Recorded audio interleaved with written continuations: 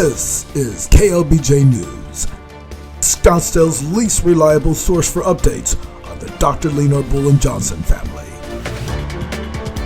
Tonight, Cynthia Fields and Jeffrey Johnson dig into her 80th birthday bash. Coming up, scandals revealed, secrets exposed, and baby butts unblurred. KLBJ News, the most watched newscast by absolutely no one ever, starts right now.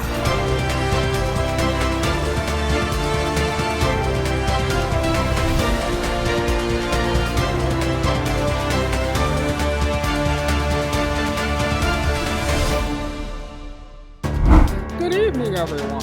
I am Cynthia Fields from KBLR ABC 123, I can't remember.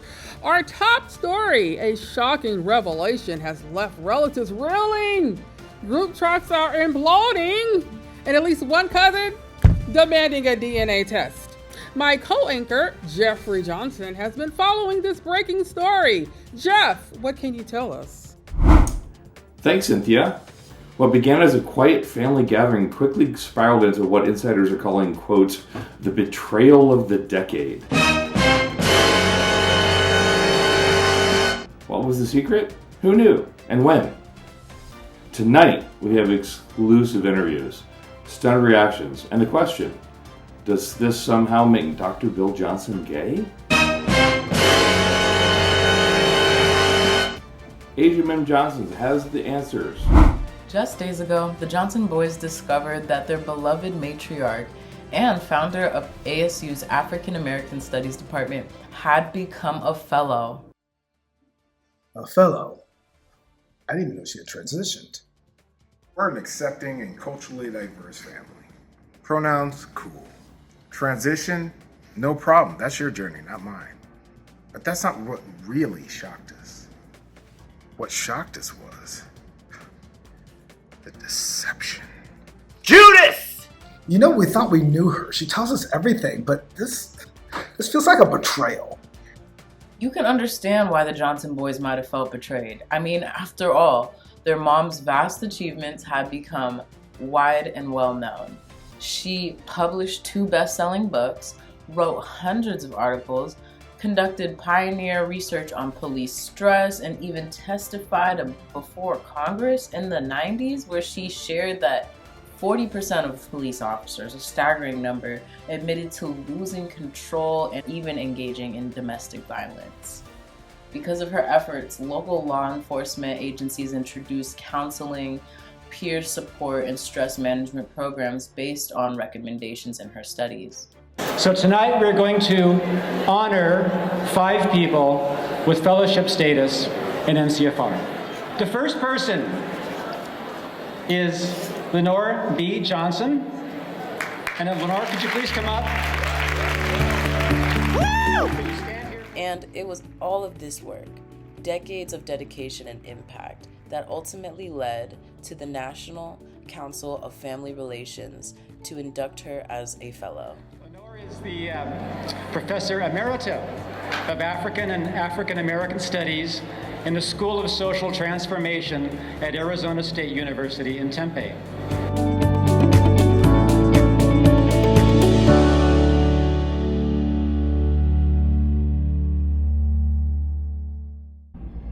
Wait, if Dad's married to a fellow, doesn't that make him gay? Mark! Dad's gay! I wished at least one of my kids was smart. As tributes pour in for Dr. Johnson's 80th birthday, there's one question no one seems to be able to answer. How is this woman 80?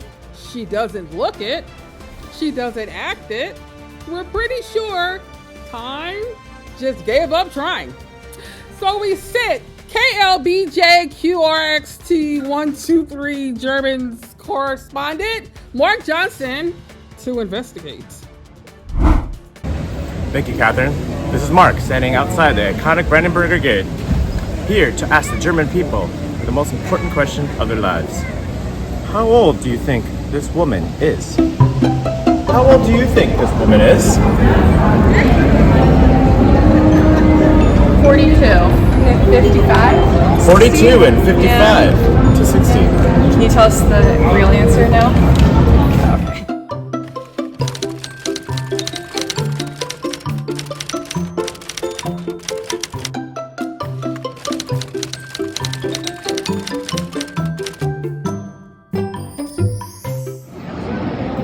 You mean the age? The age, yes. I will say maybe 45. 45, folks.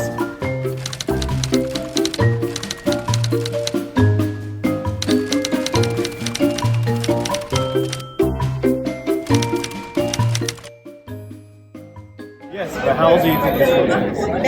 Belina. Yes, Melina. How old do you think she is? Be honest but kind. I'm not good with numbers. I think maybe 50. 50, you heard it here, folks. 50 years old. And if you had to guess, how old do you think this woman is? 92.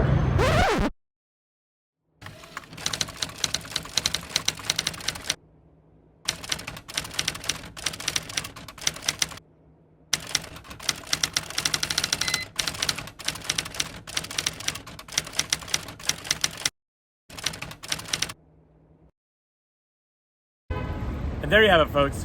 45 to around 60. Back to you in the studio. Meanwhile, in Scottsdale and across the globe, billions are gathering to say, cheers to 80 years, Dr. Leanor Johnson. A mother, a scholar, a woman who somehow survived raising 3 delusional sons, each convinced they were the highlight of her incredible life's work. The best day of Mom's life? Obviously, my birthday, May 9th, 1973. You know, the sun shone a little brighter, the birds sang just a little sweeter. Linton, please. Nobody around here even remembers your birthday. Meanwhile, Mom's best day, January 24th, 1977. The day the world was at peace. Bloods and Crips got along, a.k.a. Democrats and Republicans. Birds were chirping, the sun shone for 24 hours straight. That was the best day ever. You're welcome, Mother. Obviously, he's a pathological liar. And then there's May 5th, 1989, the day Mother BG got her surprise son. You know what it's like when you book a flight in economy, but then you walk up to the gate, and then they bump you up to first?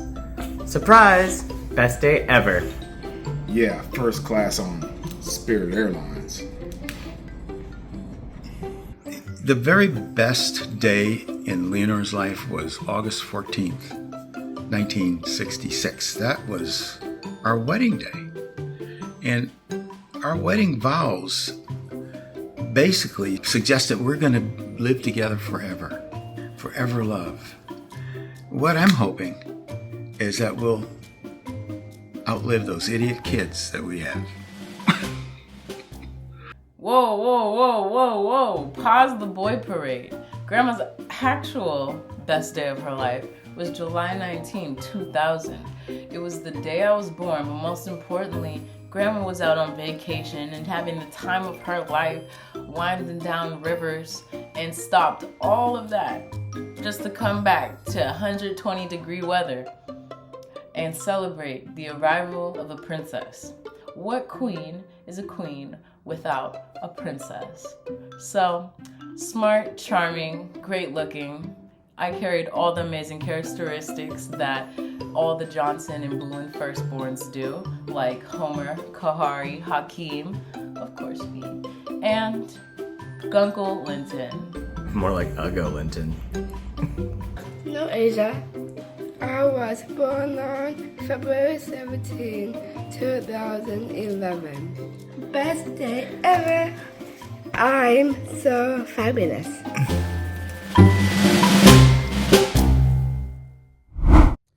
Thanks for watching.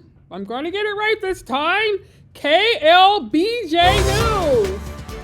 The most trusted name in fake family journalism. I'm Cynthia Fields. May your secrets stay buried. Good night.